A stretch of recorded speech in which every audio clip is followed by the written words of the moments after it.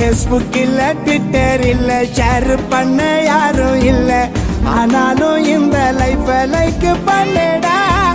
சன்னு வரும் மூணு வரும் நைட்டில் தான் ஸ்டார் வரும் மல்லாக்கா படுத்து பாரு தூக்கம் வரும்டா தண்ணி அத அடுப்புல வச்சா வெண்ணி அதை எண்ணி பார்த்து கோணி எதிர் நீச்சல் போடு நீ ரிஸ்க் அது தொட்டு